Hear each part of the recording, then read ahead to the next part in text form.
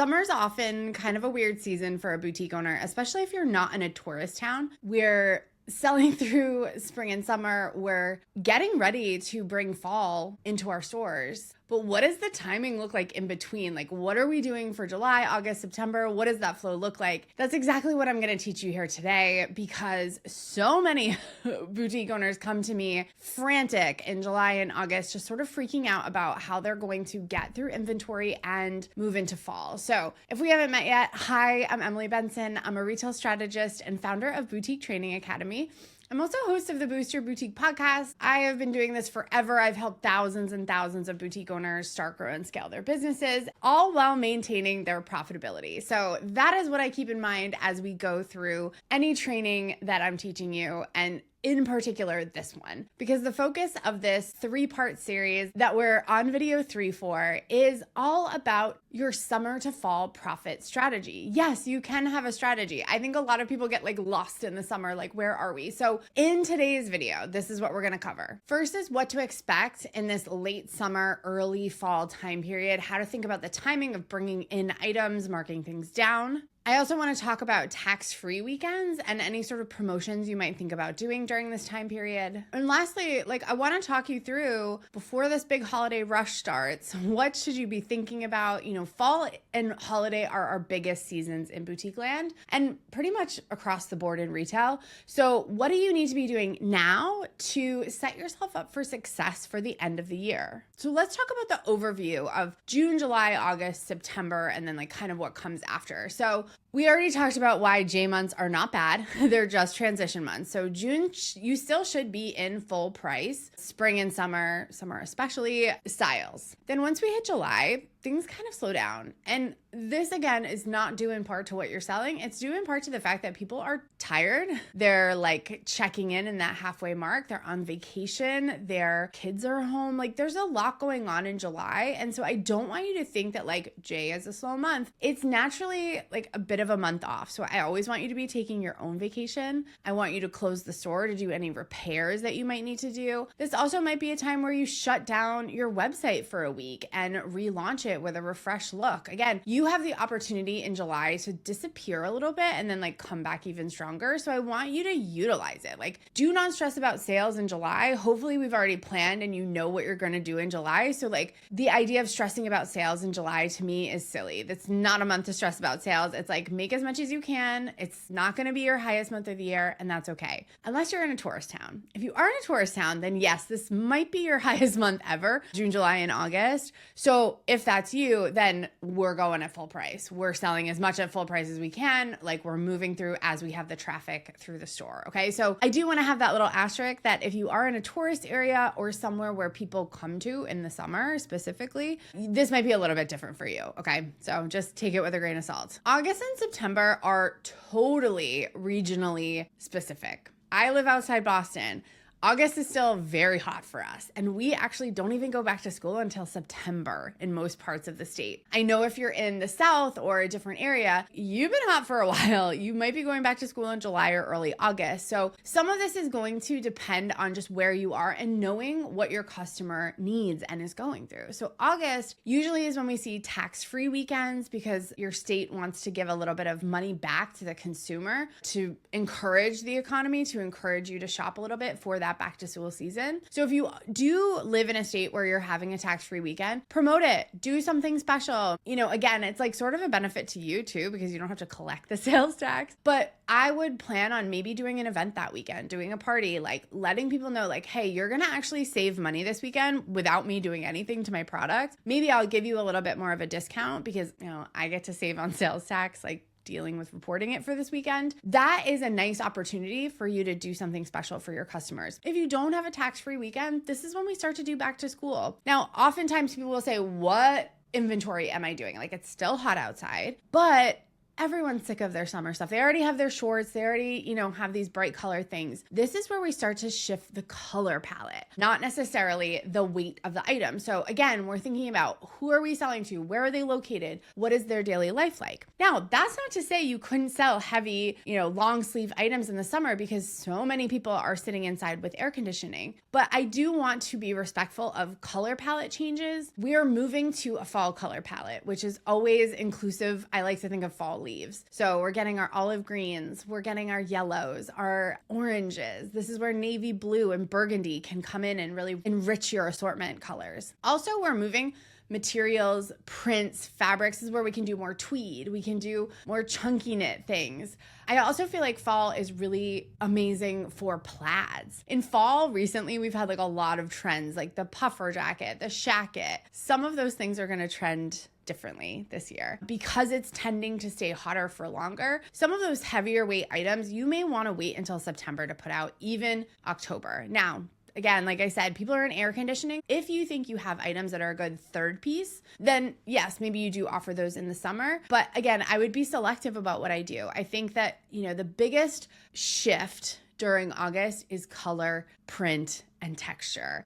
Other than that, fabrics can still be pretty lightweight. And I do feel strongly that you can still sell summer dresses, summer skirts, things like that. But now we're in a fall color palette. So it's making that big shift color-wise. August can be a great time still for transition, but we are looking at back to school. People are looking for things that they're going to wear to school, wear to work. These tend to be less casual outfits and more smart casual outfits. Non-distressed denim, third pieces like blazers and vests start to come into play. Now, again, it's going to depend on your climate, where you're located, but even as we shift into September, Labor Day generally marks the end of summer. Fall collections should start to gain some traction, especially around September 15th, October 1st. Really, by October 1st, we really want you to be fall, fully fall. And if I were your business coach or consultant, I would tell you with summer, you want to be done with summer stuff by August 15th. Knowing your customer, what they're looking for, what they're shopping for, and what your brand represents all play into this as well. So my general overview is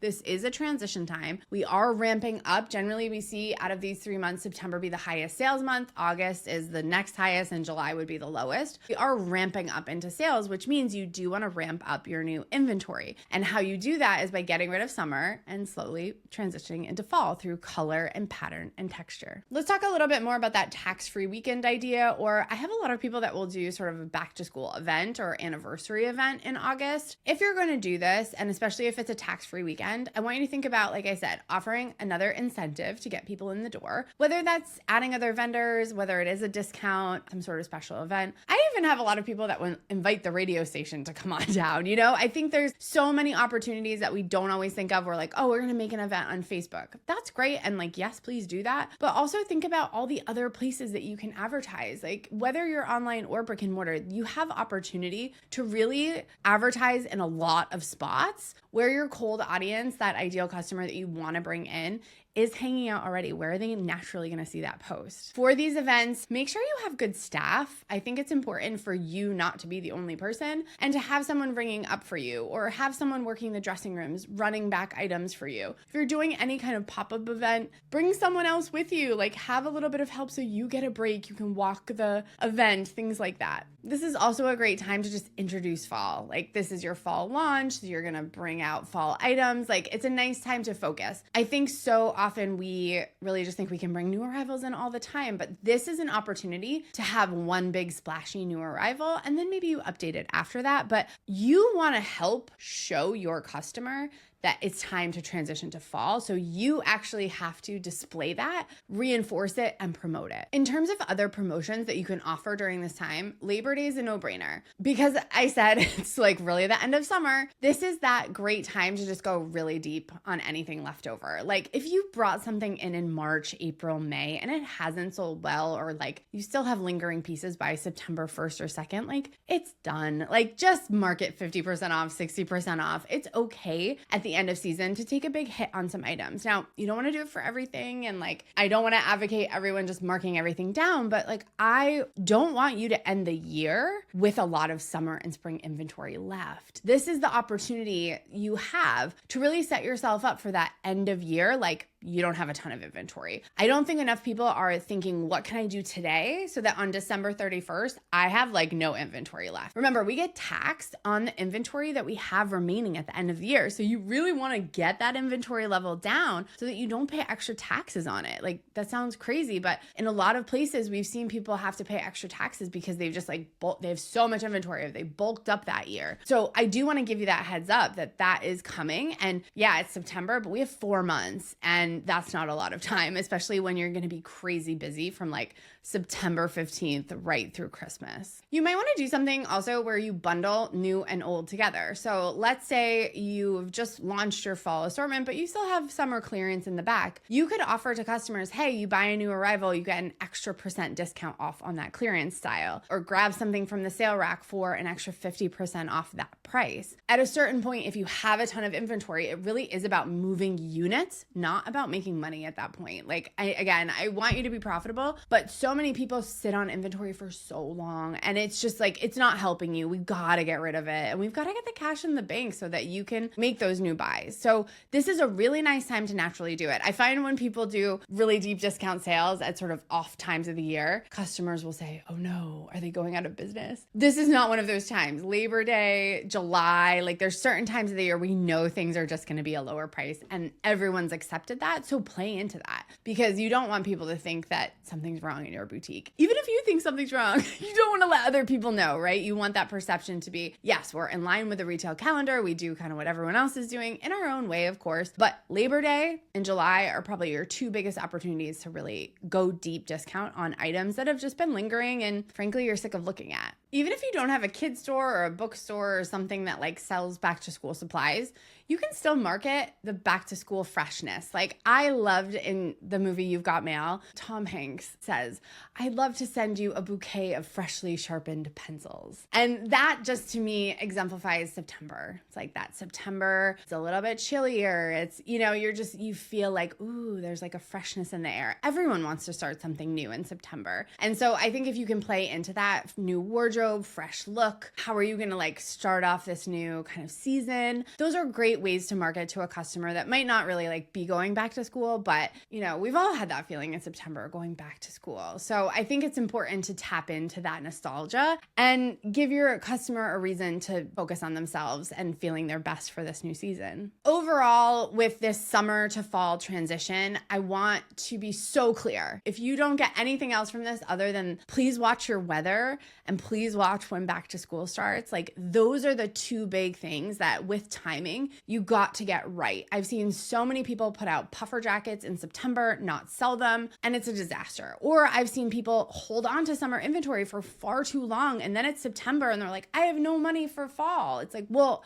you got to be getting rid of your summer stuff and getting the cash in the bank. Timing is everything in retail. And I hate to say that, but timing, especially during this shift, is super important. You don't want to be stuck with old inventory. You don't want to bring out things too early. You want to be ready to pivot. And that's why being a boutique owner or an independent retailer right now is tricky, because the weather is a little bit funny. We don't know what's going to happen when. So we've just got to be really aware and plan our launches around that. We don't necessarily have to like not buy things. We can still bring things in, have it ready to go, but also make those game time decisions like, okay, I'm going to launch this week and this next week because the weather looks like it's going to shift. We have to be okay pivoting through all of this because that's what we do. That's what business owners do. Hopefully this series has really helped you transition from summer to fall profitably. If you want to learn more about how to do this specifically with your own buying plan, your own data, I do have a product, very low cost digital product that you can go get right now and work on right now. It's called the 90 minutes to plan your fall inventory. It does what it says it does. It's 90 minutes to plan your fall inventory. And I walk you through everything in more depth that I have over this series. So if you've liked this 3-part series, you're like, wow, I've got gotten like a lot of really good information. Now I'm ready to dig in deeper on my data, my business. This fall plan session is going to be absolutely perfect for you. So if you want the link to that, all you have to do is type fall below and we'll post the link so you can grab that and get going. It's not as hard as you think it is. I love to break things down into easy, digestible bits for you. And I hope that this 3-part series has really served you understanding how this time can be really tricky, but giving you the tools to navigate it at a professional level for the retailer that you are and that you want to become. Listen, I'm here trying to help more boutiques thrive, survive, even independent stores, whether you're selling stationery or books or kids or gifts or toys. I don't care what you sell. I want you to stay in business. I want you to be profitable. And it's not that hard. So don't let not knowing these professional standards or feeling like you're good at math or any of that stuff, don't let that hold you back. Like, this is your time. I'm going to challenge you too with this back to school time period. Learn something new, understand something different, and challenge yourself to realize that things are shifting in the retail industry. We're going to see a big push towards sustainability. Inventory, if you can't get a hold on your inventory, it's going to be really, really tough for you going forward. But we can always change it. We can always affect it. We can always work on your business. And if working on your business to you right now looks like ticketing, steaming, and posting on social media, I'm going to challenge you to shift that to be working on your business as looking at your data, creating buying plans, and planning the next 4 months of sales. That's what a boutique CEO does. That's who I love to hang out with. And I hope you can have a profitable boutique with me as soon as possible. Thanks so much for watching. Here's to making lots of friends and making lots of money from spring to fall. I'll see you on the next one. Bye.